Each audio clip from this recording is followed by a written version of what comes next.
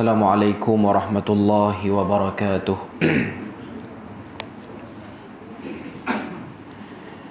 Innal hamdalillah nahmaduhu wa nasta'inuhu wa nastahdihi wa nastaghfiruh wa na'udzu billahi min shururi anfusina wa min sayyiati a'malina. Man yahdihillahu fala mudilla lahu ومن يضلله فلا هادي له أشهد أن لا إله إلا الله وحده لا شريك له وأشهد أن محمدا عبده ورسوله يا أيها الذين آمنوا اتقوا الله وقولوا قولا سديدا يصلح لكم أعمالكم ويغفر لكم ذنوبكم ومن يطع الله ورسوله فقد فاز فوزا عظيما. الحمد لله الذي بنعمته تتم الصالحات. ربنا آتنا من لدنك رحمة وهيئ لنا من أمرنا رشدا. اللهم آت نفسي تقواها وزكيها وأنت خير من زكاها Anta waliyuha wa maulaha. Alhamdulillah, syukur pada Allah Azza wa Jal kerana dengan rahmat dan juga limpah kurnia yang Allah Ta'ala berikan, dapat kita bersama pada malam ni menyambung perbahasan kita daripada tafsir surah Hawamim. Dan kita masih lagi pada surah Fussilat. Perbahasan kita ialah pada ayat yang ke-34 pada malam ni. Jadi kita tengok dalam Mushaf ayat 34 ialah pada muka surat 480 dalam Mushaf, iaitu ayat yang berbunyi a'udzubillahi minasyaitonir rajim wala tastawil hasanatu walas sayyi'ah idfa' billati hiya ahsan fa idzal ladzi bainaka wa bainahu adawatun ka'annahu waliyyun hamim. Ini bahagian yang ke-8 bagi surah Fussilat. Surah Fussilat ni mengandungi 12 bahagian. Bahagian yang ke-8 ialah ayat 34 sampailah ayat yang ke-38. Ayat 34 sampai ayat 38 ni ialah Allah Azza wa Jal ingin beritahu kepada kita tentang satu kerja besar yang ada dalam agama ni, untuk menjadikan agama ni terus berkesinambungan. Maknanya terus ada. Ialah dengan dakwah. Maknanya dengan adanya, berlangsungnya dakwah itu menyebabkan agama itu akan sentiasa ada. Pengikut-pengikutnya akan sentiasa wujud di mana-mana tempat. Jadi kita tengok dalam perbahasan ayat yang ke-34, Allah Azza wa Jalla sebut ayat 34, wala tastawil hasanatu walas sayyi'ah. Kita ambil bahagian yang pertama dulu untuk ayat yang ke-34 ni, wala tastawil hasanatu walas sayyi'ah. Tidak sama amalan kebaikan dengan amalan yang buruk. Tu maksud dia. Allah Azza wa Jal sebelum dia nak cerita pada kita tentang cara berinteraksi dengan golongan yang tak mahu pada agama, khususnya tak mahu dan tak berminat kepada tauhid, suka pada syirik, ataupun tak sedar syirik itu ialah benda yang bahaya untuk dia dengan Tuhan dia. Sebelum cerita tentang cara nak menghadapi golongan seperti itu, Tuhan buat dulu intro ayat yang ke-34 ni dengan Tuhan kata wala tastawil hasanatu walas sayyi'ah. Tidak sama antara benda baik dengan benda buruk. Al-hasanah dengan makna kebaikan, as-sayyi'ah dengan makna benda buruk. Dalam tafsir, kebanyakan para ulama menyebutkan al-hasanatu hiya tauhid. Hasanah itu bermaksud tauhid. Was-sayyi'atu, dan sayyi'ah itu bermaksud syirik kepada Allah Azza wa Jalla. Dalam huraian dia sebut tidak sama antara ajaran tauhid dan ajaran syirik, dan ianya tidak akan sama sampai bila-bila. Allah Azza wa Jal sebut dalam ayat ni penekanan kepada bahaya syirik, selamatnya tauhid, sehingga dia sebut 2 kali kalimah la an-nafiyah. Kalau kita tengok, wala tastawil hasanatu wala sayyi'ah, lam tu, lam nafi tu ada 2 kali. Maka ianya memberi pada kita kekuatan untuk Allah Ta'ala beritahu pada situ ialah penekanan tentang beza antara benda jahat dengan benda baik. Maka tidak sama apa-apa saja perkara yang berlawanan dengan tauhid, tidak sama apa-apa saja perkara yang berlawanan dengan sunnah, yang berlawanan dengan apa yang diajarkan oleh Nabi. Dan amalan-amalan yang tak jelas pun termasuk dalam perkara yang perlu diwaspadai. Kan kalau kita tengok dalam hadis, Nabi sebut tentang al-halalu bayyin wal haramu bayyin. Perkara halal itu jelas, perkara yang haram itu jelas. Wa bainahuma umurun mushtabihat. Dan di antara kedua-dua perkara ni, antara halal dan haram, adanya perkara-perkara yang disebut dengan nama syubhah, tak jelas. Maknanya kita kena jauhi benda haram, juga kena berhati-hati dengan syubhah.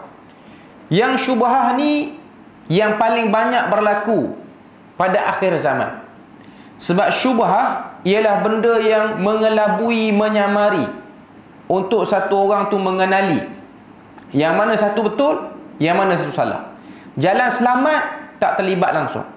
Jalan selamat tak termasuk dalam kelompok itu. Dalam sebahagian huraian, termasuk dalam tafsir Azhar, dia ada sebut tentang benda ni. Dia kata, maka tidak samalah amalan bid'ah dan juga amalan yang datang daripada hadis yang sahih. Amalan yang diajar daripada Nabi pasti akan mendapat pahala. Tetapi amalan bid'ah, ianya mungkin membawa kehampaan semata-mata. Maknanya tak jelas perkara tu. Termasuklah sebahagian daripada mereka yang memperdaya masyarakat dengan meletakkan satu istilah yang digelar dengan bid'ah hasanah. Ini pandangan daripada Hamka merujuk kepada situasi zaman dia. Mereka ialah golongan yang tidak faham apakah yang dimaksudkan dengan bid'ah itu, dan apakah yang diancam oleh Nabi daripada peringatan bid'ah itu.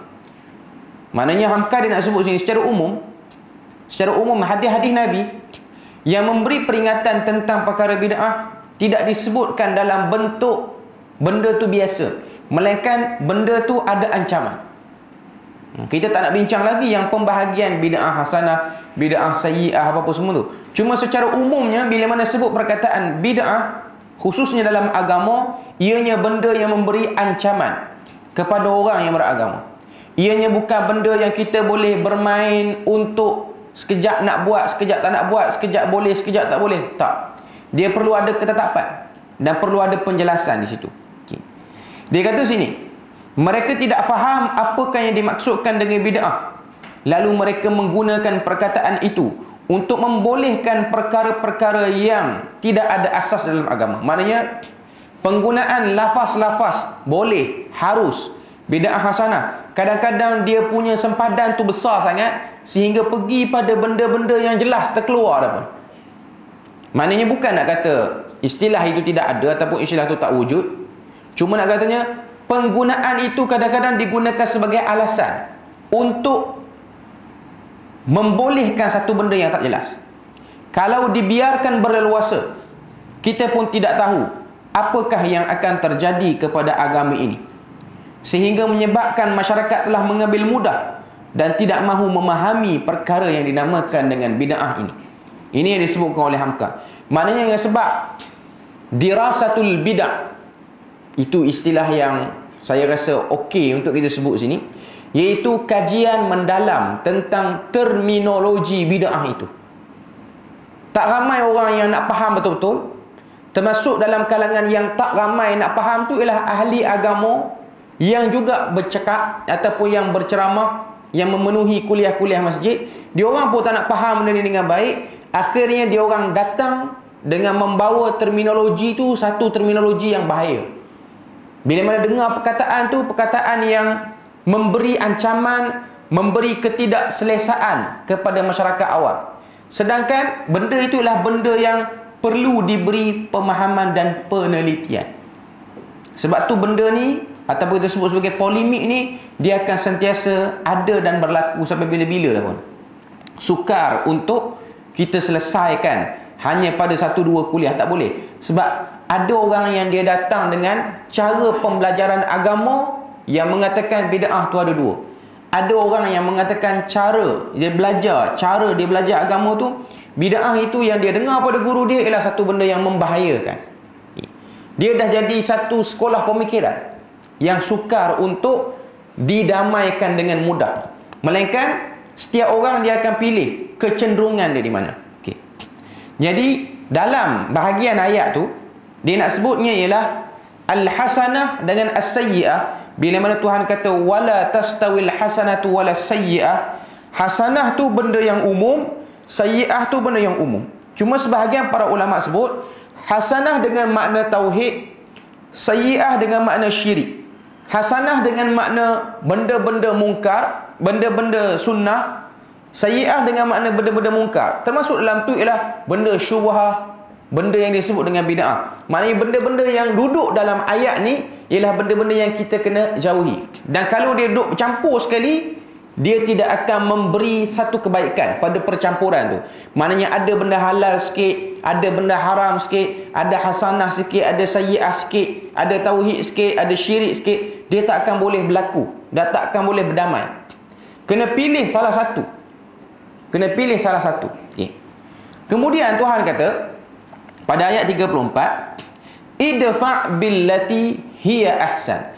Bila mana kamu berhadapan dengan kelompok yang tak boleh beza, yang mana satu hasanah, yang mana satu sayyi'ah, yang mana satu syirik, yang mana satu tauhid, yang mana satu sunnah, yang mana satu bid'ah. Bila mana kamu terjerumus, terduduk dalam situasi itu, apa kamu nak buat? Okay. Allah Ta'ala kata idfa' billati hiya ahsan. Tolaklah keburukan dengan cara yang lebih baik, dan itu ialah benda yang paling terbaik. Okay. Sini dalam tafsir dia sebut apa? Dia kata apabila ada perbezaan pendapat, di situ kadang-kadang akan berlaku pertelingkahan. Bagaimana seorang pendakwah itu ingin menghadapi situasi begini, itulah yang dikatakan dengan nama dakwah bil hikmah. Kita selalu dengar perkataan itu. Dan hikmah itu hukum asalnya ialah mengikut cara Nabi. Tak boleh kita nak guna hikmah dengan fahaman kita. Tapi hikmah itu perlu berpandukan teks asalnya daripada apa yang Nabi buat. Jika harus mencari cara yang macam mana, maka untuk mengetahuinya haruslah mengetahui cara hidup Nabi dan bagaimana baginda berdakwah. Maknanya kena ada satu studi yang lengkap untuk tengok bagaimana Nabi berinteraksi dengan benda yang Nabi nak bawa. Benda Nabi nak bawa ni orang tak bersedia nak terima. Dan orang kebanyakannya telah melakukan benda yang salah, sehingga benda salah tu telah berubah menjadi benda yang normal. Benda tu dah tak salah di mata masyarakat. Ataupun masyarakat tahu benda tu salah, tapi dah ramai orang buat, tak rasa apa-apa dah. Okay. Jadi pada waktu ini kata Allah Ta'ala dalam ayat ni, idfa' billati hiya ahsan. Kamu kena tolak. Idfa' tu maksudnya tolak billati hiya ahsan, dengan keburukan-keburukan itu dengan menggunakan cara yang paling terbaik. Perkataan ahsan, yang paling terbaik, maknanya yang paling kurang pertelingkahan, tapi bukan bersetuju dengan kesalahan. Ini part yang kita kena sedar. Ini part yang orang salah faham. Dia nak berdamai dengan masyarakat yang buat benda salah, akhirnya perdamaian itu dipilih dengan cara mengiyakan benda salah. Tu tak dinamakan dengan cara menolak keburukan. Maknanya dia tak setuju. Dia belajar agama, dia tahu benda yang masyarakat dia buat tak betul, tapi cara untuk berinteraksi dengan benda yang tak betul tu ialah mendiamkan, dan akhirnya last sekali bersetuju pula dengan benda tu. Itu tak betul. Prinsip kena ada, tapi kita tidak membuka pertelingkahan. Tapi cakap mau jelas. Penjelasan kenapa kita tak mau buat kena jelas. Dan kita kena sedar, setiap pilihan yang dibuat di dunia ni, ia akan ada risiko. Orang tu pilih yang ni, orang tu pilih yang satu lagi, kedua-dua nak ada risiko. Dan tidak ada pilihan yang okey semata-mata. Maknanya bila mana kita pilih, orang okey. Tak ada. Itu benda yang kita kena tahu. Bila mana Nabi memilih untuk menjelaskan tauhid, Nabi tahu risiko daripada jelas tauhid ni, orang akan memusuhi Nabi. Orang akan cuba cari pasal dengan Nabi. Orang akan cuba buat macam-macam dengan Nabi. Itu risiko yang sudah dapat diagak oleh Nabi. Tapi Nabi tak lemah dengan risiko tu. Jatuh juga kadang-kadang. Terkesan juga kadang-kadang dengan risiko yang diambil itu. Tapi ianya tidak menyebabkan Nabi tukar prinsip Nabi nak ke lain. Sebab tu kalau kita tengok ketika mana penurunan surah Al-Kafirun. Surah Al-Kafirun. Qul ya ayyuhal kafirun la a'budu ma ta'budun. Itu surah yang kita selalu baca dan kita ingat surah tu. Sebab nuzul surah tu ialah kerana orang-orang kafir ni dah buntu. Macam mana nak beritahu dekat Nabi Muhammad dengan para sahabat supaya stoplah beritahu dan bercakap dan ulang perkataan sembah berhala ni tak betul. Dia orang dah serabut dengan perkataan tu. Stoplah ulang perkataan tu. Jadi fikir, cara kerah tak jalan, cara lembut tak jalan. Nak bagi pangkat pun tak nak. Nak bagi perempuan pun tak nak. Nak bagi duit ringgit pun tak nak. Last sekali datang satu idea. Macam ni lah. Kita ni dah sakit telinga dah dengar Nabi ni ataupun Muhammad ni duk kata sembah berhala tak betul. Yang sembah berhala ni semua problem. Okay. Jadi macam mana cara dia? Kita pergi deal dengan Nabi Muhammad. Dia orang tak panggil Nabi Muhammad lah. Kita pergi deal dengan Muhammad ni. Kita minta dengan orang-orang Islam ni. Tapi dia orang tak panggil orang Islam itu Islam. Dia orang panggil dengan sabit. Qad sabaktum. Sabak tu maksudnya ialah orang yang pelik daripada kebiasaan orang. Sabi'in. Itu ialah gelaran yang diberikan kepada orang-orang yang ikut Nabi. Nabi sendiri pun dapat gelaran tu. Dan orang-orang yang ikut Nabi, sahabat pun dapat gelaran tu. Kita deal dengan Muhammad ni, kita buat macam ni. Dalam deal tu, dalam perjanjian tu kita buat macam ni. Setahun kita akan ikut apa yang Muhammad bawa. Setahun. Mana yang Muhammad ajak kepada tauhid, kita akan ikut. Segala benda yang ada dalam agama yang dia seru tu kita akan ikut. Cukup setahun. Tahun seterusnya Muhammad kena ikut pula kebiasaan kita. Dan begitulah berulang macam tu selalu. Okey. Dari segi deal tu kita cakap secara umum, bukan cakap atas dasar prinsip. Dari segi deal tu, deal yang dia nak buat, perjanjian yang dia nak buat tu, dia akan mampu mengurangkan pertelingkahan, mampu. Boleh menyebabkan orang kurang bergaduh, berkelahi ni boleh. Tapi apa Allah Ta'ala suruh Nabi sebut bila mana cara tu dipilih oleh musyrikin Mekah? Allah Ta'ala suruh Nabi kata lakum dinukum waliyadin. Bagi kamu agama kamu, bagi kami agama kami. Kami tak akan jual prinsip. Kita tak nak bergaduh, tapi kita tak jual prinsip. Jangan jual prinsip atas alasan tak nak bergaduh. Itu problem. Itu masalah. Cuma carilah ruang yang paling lembut dan ruang yang paling berhikmah untuk meminimalkan pertelingkahan. Pertelingkahan tak akan boleh berhenti. Kita tak payah impikan satu zaman, satu keadaan, satu kelompok, satu negeri, satu negara yang tak bergaduh langsung pada isu agama. Tak payah mimpi. Tak akan berlaku benda tu. Tak payah mimpi. Sebab tu tuan-tuan duk terfikir bila nak hilang stigma pelik dalam masyarakat terhadap negeri tertentu, terhadap negara orang tertentu. Tak akan hilang sampai bila-bila pun. Sebab benda tu diwarisi, diajar, disampaikan oleh penceramah-penceramah, diambil oleh orang yang dengar, dibawa keluar daripada tempat ceramah. Tak akan boleh buat. Yang boleh berlaku ialah meminimalkan pertelingkahan, meminimalkan stigma. Dan bila mana berlaku isu, tengok isu. Isu tu perlu dijawab cepat ataupun perlu didiamkan dulu. Inilah kemahiran pendakwah, dia kena tengok. Kalau isu tu perlu dijawab segera, dia kena jawab. Tapi jawablah dalam keadaan yang paling terbaik. Jangan jawab dalam keadaan yang bersifat retorik. Jangan jawab dengan jawapan yang bersifat sarkastik. Jangan jawab macam tu. Jawapan-jawapan macam tu tidak melahirkan keharmonian, tapi melahirkan pendengar-pendengar yang sokong kita, tapi sokong dengan cara tak cerdik, ataupun pembenci-pembenci, mereka makin tebal hawa nafsu untuk mengutuk dan memaki. Itu poin dia. Itu keadaannya. Okey. Seterusnya kita tengok pada bahagian seterusnya, Allah Ta'ala sebut, sekiranya kamu pandai nampak. Sebab tu antara ilmu yang perlu ada kepada satu orang pendakwah ni ialah ilmu antropologi, iaitu melihat kebiasaan budaya masyarakat tu. Nak kena tengok. Ada bangsa jangan sentuh isu ni. Bukan jangan sentuh langsung. Ambil masa. Bina kepercayaan. Bina dulu, orang kata apa? Dia punya susunan-susunan awal untuk normalkan benda tu. Jangan bagi direct. Sebab kadang-kadang kejutan yang berlaku tidak memberikan kebaikan. Sebab tu Nabi, waktu Nabi berada di Mekah, sekali pun tak pernah ada laungan untuk serang musyrikin Mekah secara terang-terangan waktu di Mekah. Waktu Madinah baru benda tu berlaku, baru arahan tu dapat. Sebab apa? Sebab melihat kepada keperluan untuk membina komuniti yang kuat dulu. Yang tu, kita dah tahu kumpulan kita kecil, tapi suara kita kuat sangat, sehingga kadang-kadang memberi ancaman pada komuniti yang dah sedia kecil tu. Yang ni perlukan kepada pemerhatian. Yang ni lah nak kena tengok antropologi tu. Antropologi ni lah tengok masyarakat dekat mana yang kita boleh tekan, dekat mana yang kita kena hold dulu.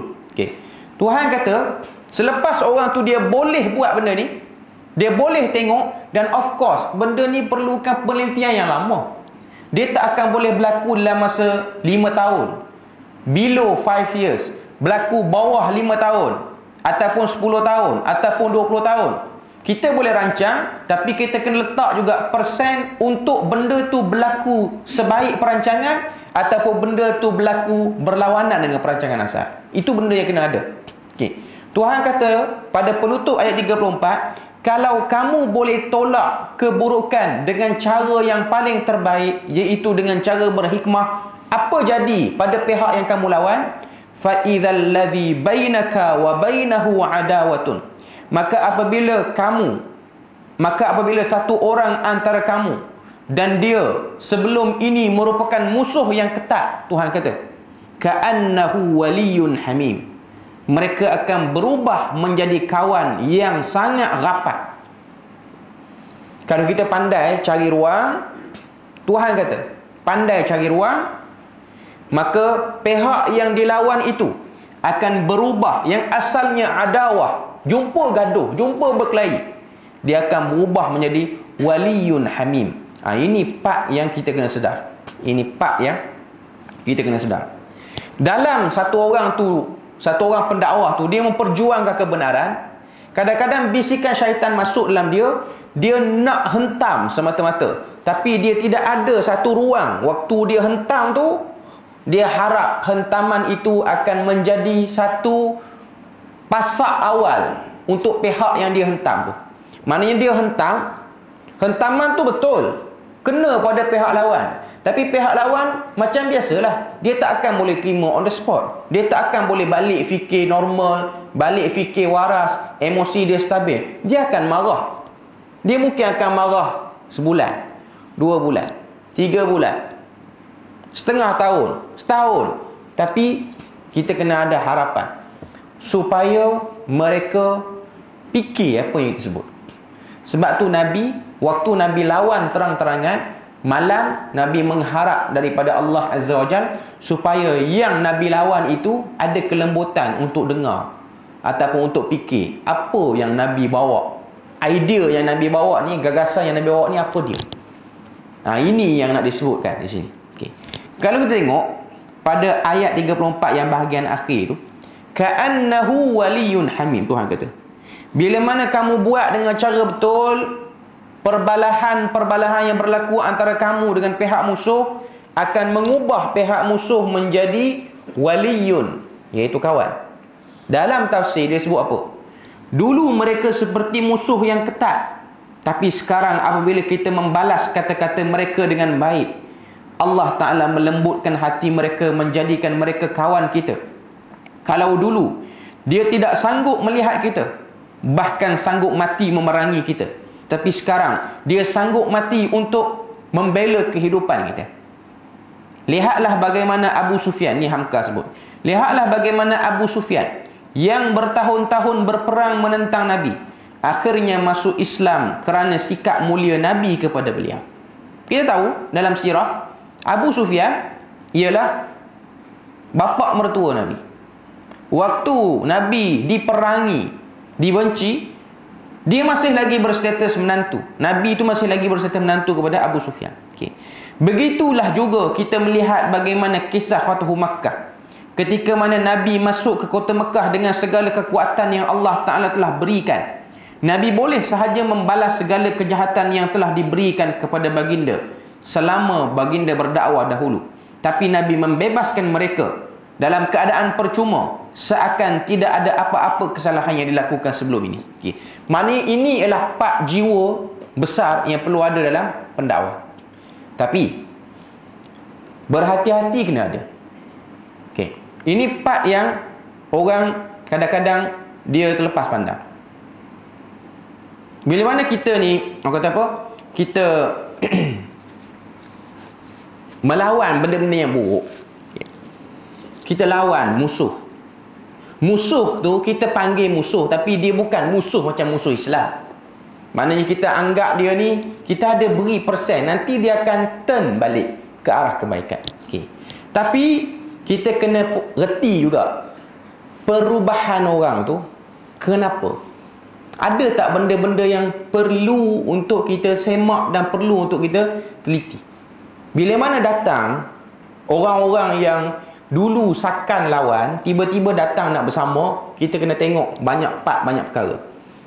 Saya bukan nak beritahu ini isu bersangka buruk, tapi berwaspada. Bersangka buruk ni kita bagi terus.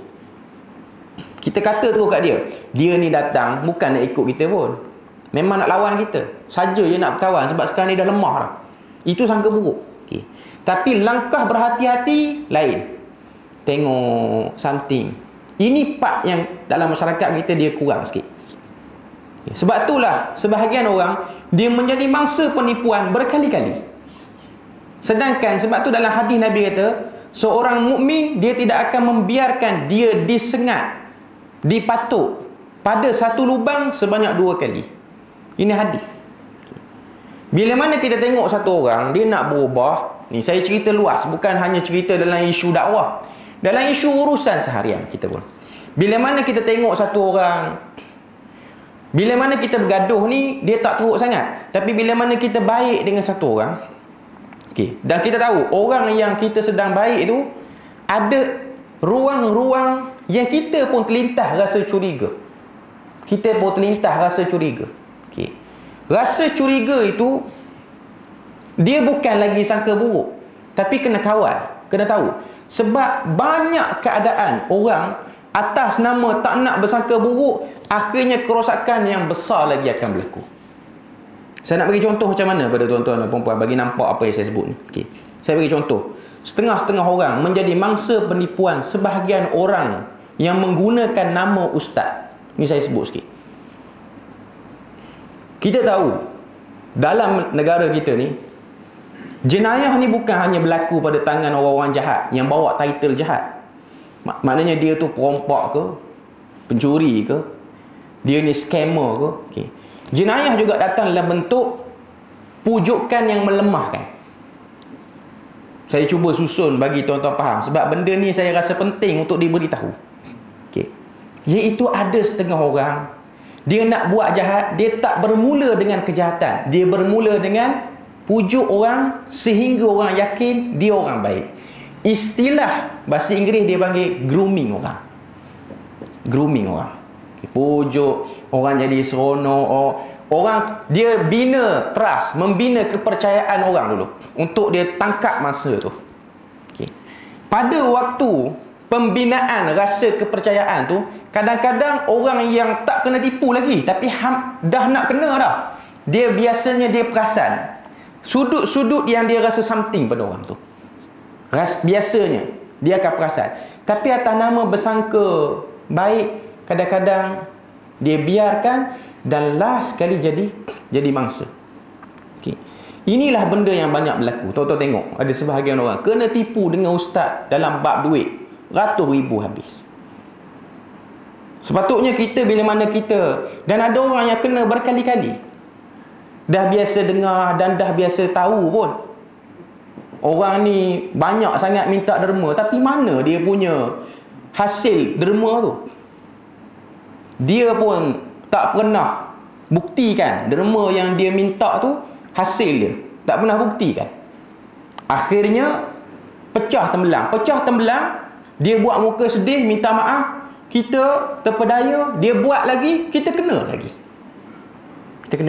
Okay. Dan biasanya dalam isu ni ada orang-orang rapat yang sudah tahu, cuma dia buat diam.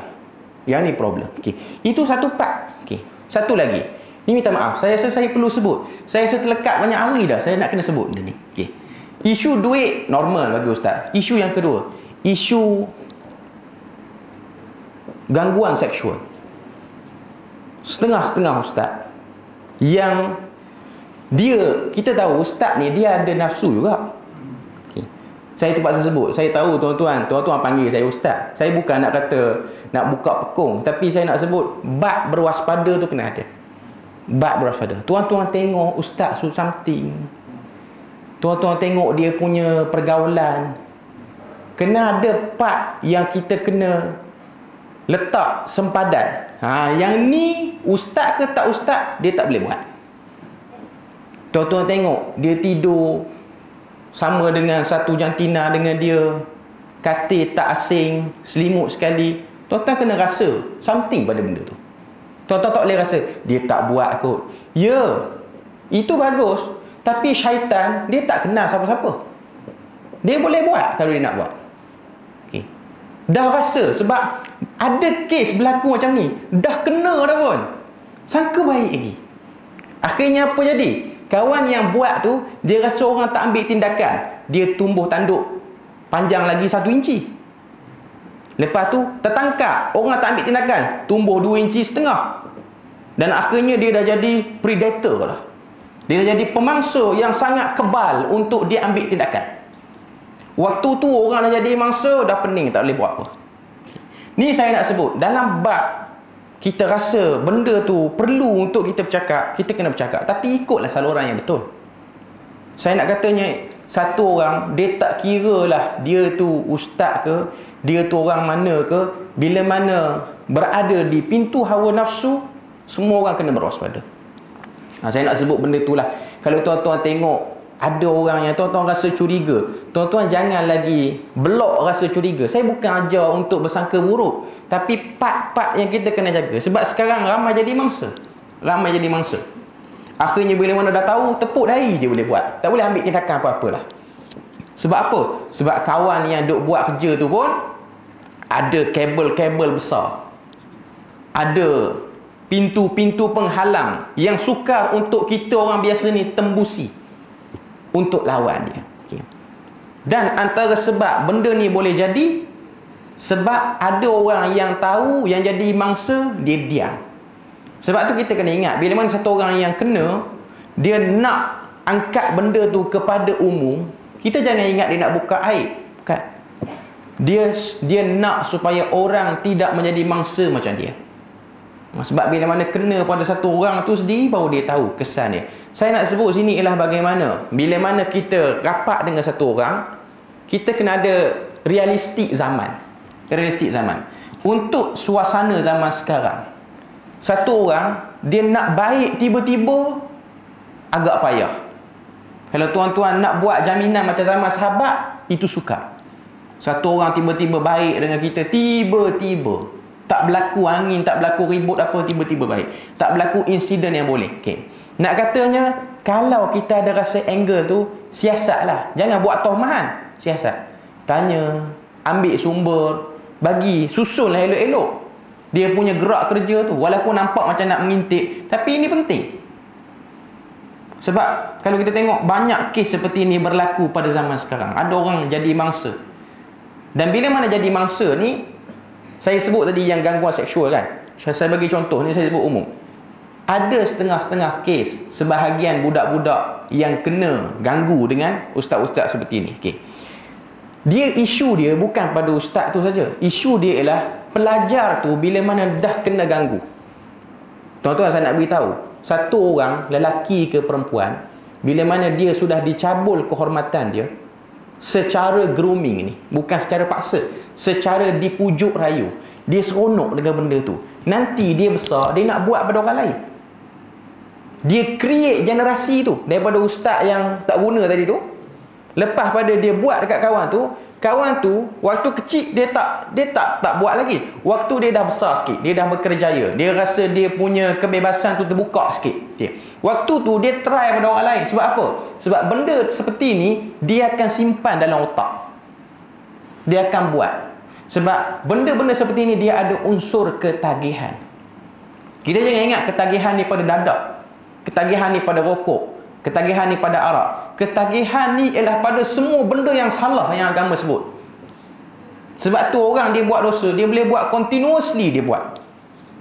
Sebab apa? Sebab dosa ni dia ada unsur ketagihan. Semualah. Sebab tu tuan tengok orang yang berzina, ada orang kata, macam mana nak ubati zina?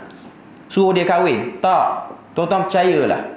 Saya pernah tanya sendiri, orang yang dia dah berhenti zina, dia dah berhenti. Cuma dia kahwin, dia kata berzina tetap lagi sedap daripada kahwin. Dia kata.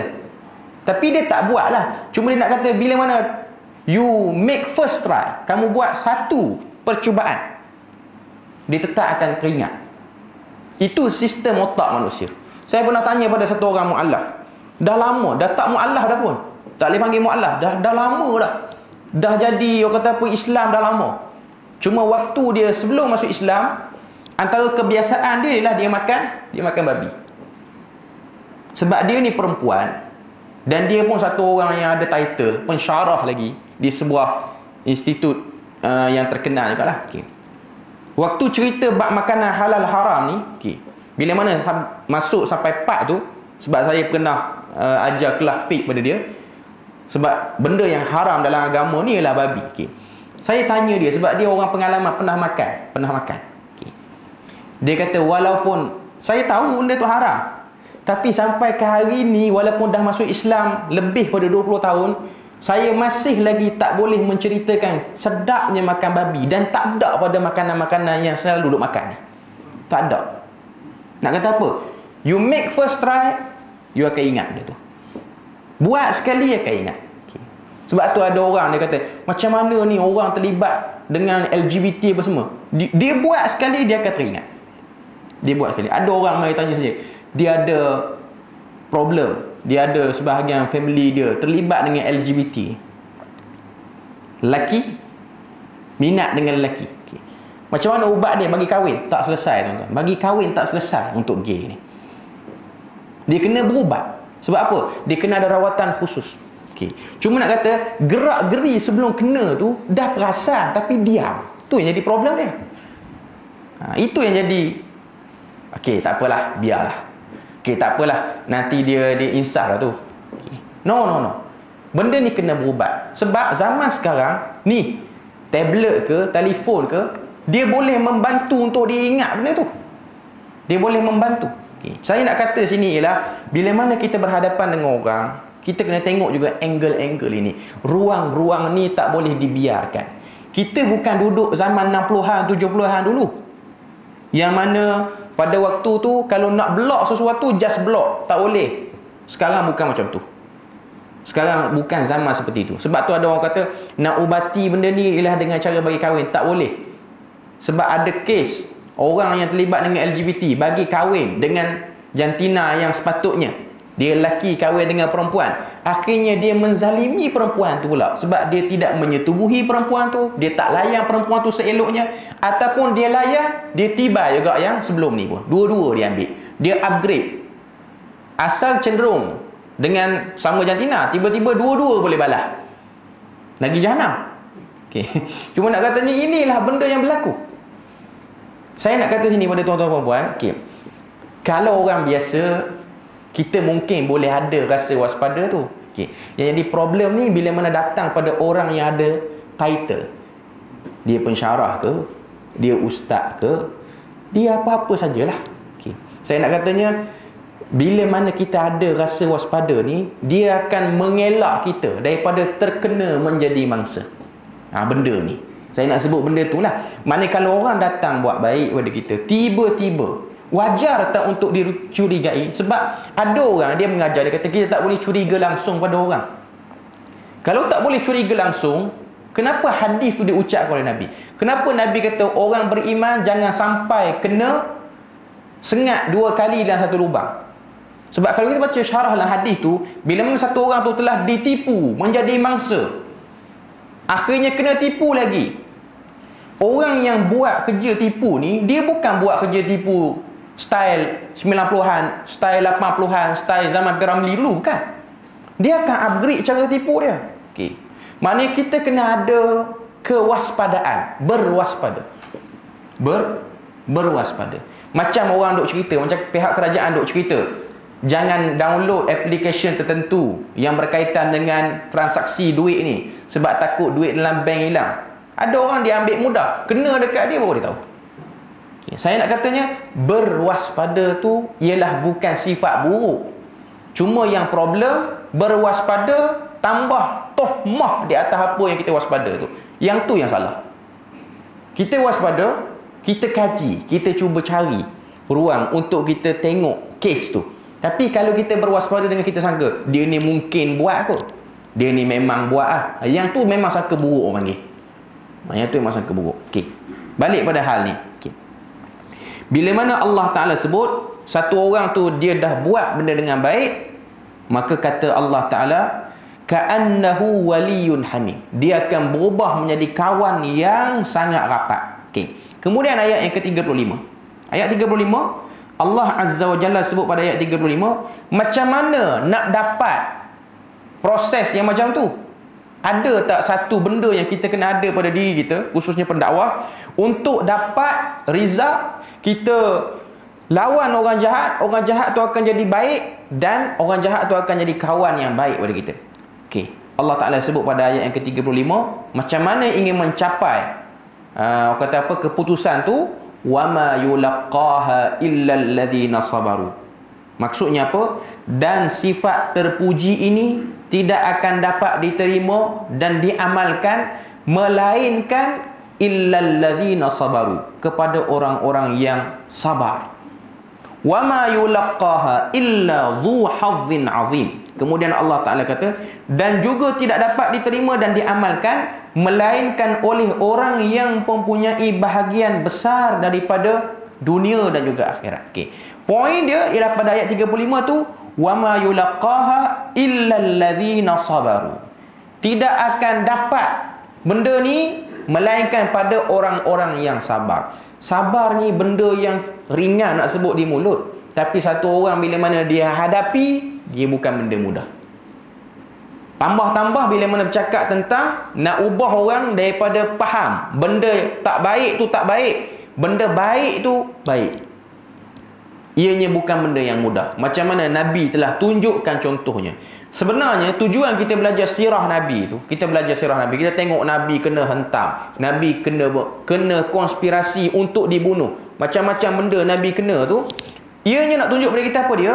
Nanti kalau kamu nak buat kerja yang sama macam Nabi buat, benda yang sama akan berulang. Perkara sama akan berulang. Cuma orang je lain, bangsa je lain, bahasa bercakap je lain. Tapi tabiat perangai kerenah sama. Sebab ini ialah tabiat tindak balas manusia kepada dakwah. Kita beri ruang azan dulu. Okey, kita tengok sikit lagi pada ayat 35. Bila mana Allah Ta'ala kata yang boleh dapat result elok, keputusan elok waktu dia berdakwah, orang yang dia dakwah tu berubah daripada pelaku kejahatan menjadi pelaku kebaikan, lalu berubah jadi kawan. Benda ni hanya akan dapat dirasai, dikecapi oleh orang-orang yang sabar. Dan kadang-kadang dalam banyak kes, sebahagiannya pun orang-orang yang berjuang tu, dia tak sempat tengok pun orang yang dia lawan tu berubah menjadi baik. Lepas dia mati baru dia tengok. Baru dia tak tengok lah dah dia mati. Lepas dia mati baru kawan yang jahat tu berubah jadi baik. Okay. Itu ialah harga yang perlu dibayar oleh orang yang buat kerja ni. Itu harga yang perlu dibayar. Cuma poinnya ialah sabar. Dan ramai orang tak sabar lah. Tambah dengan zaman media sosial sekarang ni, bila mana keluar je satu-satu kenyataan yang dirasakan panas, walaupun benda tu betul, hentaman-hentaman yang dahsyat akan datang. Ada orang, dia tak mampu nak tahan yang tu. Tak mampu nak tahan. Zaman dulu bergaduh, dia tak ada saibaran macam zaman sekarang. Zaman sekarang, kita keluar kenyataan pelik saja, maka kita kena hadaplah makian, caci maki orang, kata-kata kesat orang. Itu benda yang kita kena prepare untuk diri kita.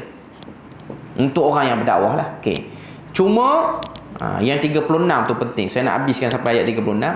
Allah Ta'ala sebut pada ayat yang ke-36. Kalau kita tengok ayat 36, wa imma yanzaghannaka minasyaitan, dan jika engkau dihasut oleh sesuatu hasutan dari syaitan, fasta'iz billah, wa imma yanzaghannaka minasyaitani nazghun. Bila mana kamu dihasut oleh syaitan, maknanya syaitan suruh kita putus asa, maknanya datang bisikan. Dan yang dahsyatnya, bisikan ni, tuan-tuan jangan faham, bila mana sebut bisikan, bisikan tu dia datang bisik tepi telinga kita betul-betul. Bisikan tu kadang-kadang dia tumpang orang sekeliling kita. Dia pergi dekat orang yang paling kita rapat, orang tu yang datangkan mesej tu. Contoh, satu orang pendakwah, dia berdakwah, dia kena hentam teruk. Akhirnya yang bagi tahu pada dia satu kata-kata yang meruntuhkan semangat dia, kadang-kadang mock dia. Dia kata, itulah hang ni cakap straight sangat, slow sikit. Tak payah cakap lagi elok. Ada setengah-setengah mak-mak ayah yang cakap macam tu. Okay. Sebab kita kena tahu, mak ayah kita pun dia tak kebal dengan bisikan syaitan. Dia pun boleh kena. Dia kata kalau hang tak cakap, hang boleh kerja elok. Boleh kerja elok, gaji besar. Kurang-kurang boleh besar dapur rumah ni. Situ pula pergi. Kurang-kurang boleh tambah sikit bilik 1-2. Ni berani sangat cakap, miskin lah. Ada yang bagi cakap macam tu. Okay. Orang yang kena tu dia down. Cukup melemah kan. Okay. Ataupun setengah-setengah keadaan pasangan dia sendiri. Pasangan dia sendiri yang dia sebut. Ataupun kawan rapat dia. Kawan, bahkan kalau kawan rapat je ni, kawan sekolah rendah ni, dia tak tahu sangat. Kawan yang rapat waktu belajar pada peringkat yang penting, belajar tentang universiti dulu ke, belajar pada bidang yang sama. Bidang yang sama lagi sakit. Contoh dia ustaz, dia cerita benda betul, kawan dia seorang lagi belajar sekali dengan dia dulu, bahkan kadang-kadang serumah dengan dia dulu, kawan dia tu pula kata, benda ni tak perlu cakap lagi pada masyarakat. Tak payah cakap lagi. Sabar dulu. Okay, tunggu. Kita tengok dia punya nasihat tu tak berguna langsung. Sebab akhirnya kita tengok dia tak cakap sampai kesudah, sampai dia mati dia cakap. Tapi memang senanglah. Dia daripada grade 1 naik atas. Sebab dia tak cakap. Kita yang cakap kena tendang keluar, kena tendang sini, kena bang situ, kena gam sini. Okay. Cuma nak kata bisikan, ada orang dia ingat bisikan tu nak tidur malam, tiba-tiba syaitan bunyi, stoplah dakwah. Yang tu pun boleh jadi. Cuma yang bahayanya lah orang sekeliling yang melemahkan semangat. Cuma Allah Ta'ala kata pada ayat 36, fasta'iz billah. Kalau kena, minta lindung pada Allah. Innahu huwas sami'ul alim. Sesungguhnya dialah Tuhan yang maha mendengar dan juga maha mengetahui apa yang kamu buat. Maknanya kena sabar, kena bertahan supaya tidak dikalahkan oleh bisikan syaitan. Macam mana kita, satu orang pendakwah tu dia bersungguh nak bawa kebenaran, begitulah syaitan bersungguh untuk melemahkan dia daripada bawa benda tu. Dan syaitan akan guna semua akses, orang sekeliling ke, media sosial ke, entah datang daripada mana, satu Facebook mana-mana, mari komen dekat tempat kita, yang tak friend dengan kita pun mari komen, mari hentam kita. Itu semua kena tahan supaya diri kental. Cuma membina kekentalan itu bukan benda yang mudah lah. Okay. Jadi kita selesai situ ayat yang ke-36. Nanti kita akan sambung pada ayat yang ke-37 dan juga 38 supaya kita sempurnakan bahagian yang ke-8 ni. Jadi setakat itu saja. Subhanakallahumma wa bihamdik, asyhadu an la ilaha illa anta wa astaghfiruka wa atubu ilaik. Wassalamualaikum